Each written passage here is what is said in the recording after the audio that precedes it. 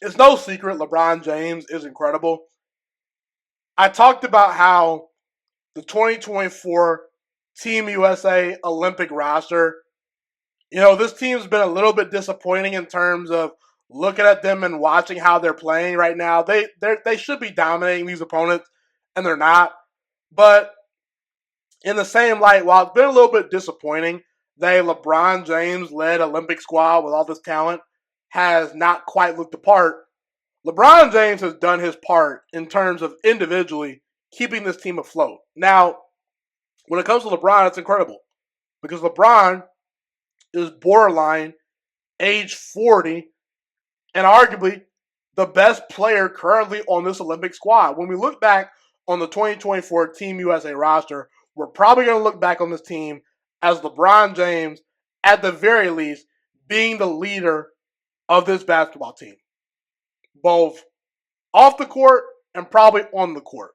Because LeBron, he's probably going to be the guy that rallies the troops and is the leader. You can look at Kevin Durant. Kevin Durant can be the do-it-all skills type of guy, in terms of Kevin Durant is a great all-time Olympic performer. But when it comes to foxhole, leadership, pre-game speeches, post-game speeches, that's not really Durant's game. Kevin Durant just wants to go out there and play winning basketball. He just wants to put the ball in the basket, play defense, be a willing passer. He just wants to play basketball.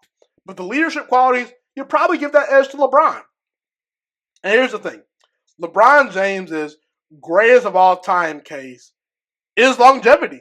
Because I truly believe LeBron James could play basketball until age 45 and still be a 20-point per game scorer. I truly believe that. LeBron James, to me, I've said it in the past, he's the track star that just keeps on running. No one has played the game of basketball at a superstar level longer than LeBron James has. It's undeniable at this point. Now, at his peak, was he the greatest basketball player of all time? No, I don't think so. But in terms of just a body of work, in terms of an extended career, period, in terms of longevity, LeBron's pretty much got everyone beat. Because Kareem Abdul-Jabbar, the last season he played basketball, he was a 10-point per game scorer. Kobe Bryant, the last year he played basketball in the NBA, 17 points per game. Michael Jordan retired after 15 years. LeBron James, he's entering season number 22, and he's still a superstar level player. And arguably the best player on an Olympic roster.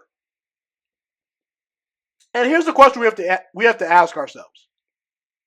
If you're drafting all-time great basketball players, you could put anyone in that pool to draft. It could be Shaq, Larry Bird, Magic Johnson, LeBron James, Michael Jordan. Pick whoever you want. Where does LeBron James go in that draft? Even though I believe Michael Jordan is the greatest basketball player and athlete of all time, I stand by that. I don't think I'll ever switch my opinion on that unless LeBron James or someone else down the road can just continue to prove me wrong or just do something unheard of or spectacular that Michael Jordan never did. I think it'll always be Michael Jordan number one and not even close for me. But here's the thing. Knowing what we know now, would an NBA general manager take LeBron James number one overall in that draft? Because if they know they're going to get over 20 years of superstar level play from LeBron James, that is very, very hard to pass up on. And who knows? People can criticize LeBron from jumping from team to team, creating super teams. They can talk about how he left Cleveland the first time, went to Miami, went back to Cleveland, then came to Los Angeles, kind of has taken over a little bit of the power in Los Angeles. They drafted his son, Bronny James. It seems like LeBron kind of has a say in terms of being the general manager a little bit. It's a little bit cloudy and rocky when it comes to that part of his legacy. But who knows? What if you have an all-time great head coach like Phil Jackson that says, hey, LeBron, if you stay with this organization for 20 years, as long as we win, I'm not going anywhere. Maybe LeBron has a Kobe Bryant or a Dirk Nowitzki type run where he doesn't leave that team. I think LeBron left these teams because he felt that he could do better elsewhere. But if you build a situation and a team to where it's like, LeBron, we're so good and we're so stable, you don't need to leave, then maybe LeBron James never leaves. What if LeBron James was put in Stephen Curry's shoes, where Stephen Curry was gifted Steve Kerr to be his head coach? I think Steve Kerr is excellent. I think Steve Kerr is one of, if not the biggest reason, why Stephen Curry has never stepped foot out of Golden State. Maybe Stephen Curry will in the future. But up to this point, what are we looking at? Stephen Curry playing 15 straight years for the Golden State Warriors, probably going to finish his career in Golden State. One of the biggest reasons why is because Stephen Curry was gifted stability in the front office. Golden State drafted well. They brought in superstar level players. They got Stephen Curry, Kevin Durant in free agency. I mean, that's treating somebody really, really good. You get Kevin Durant to come to your team in free agency, the organization makes that happen. What if a team did that for LeBron? So that's a question we have to answer. And look,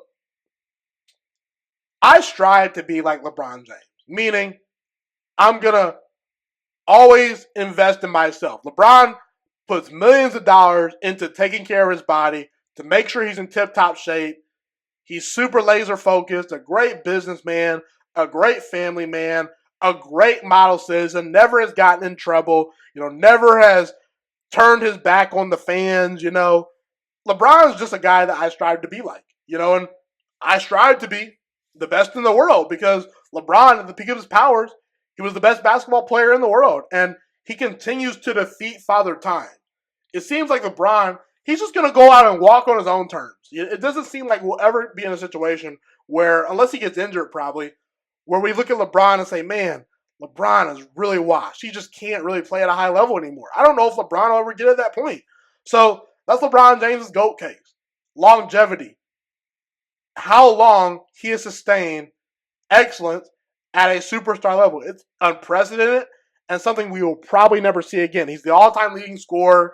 He's broken multiple records that will continue to be shattered, records that will continue to be broken, and he's just going to statistically distance himself from nearly everyone in NBA history. It's very impressive to see. That's LeBron James' greatest of all time case if I were to make it. A guy at his peak that was a 4-time league MVP, nearly won a Defensive Player of the Year award, brought the Cavaliers a championship, their first championship ever in history, brought the Lakers home a championship, and won 2 championships with Miami. LeBron has had a nearly, I won't say perfect basketball career, but it's a Mount Rushmore type level of career that LeBron James has displayed, and it's been incredible to watch.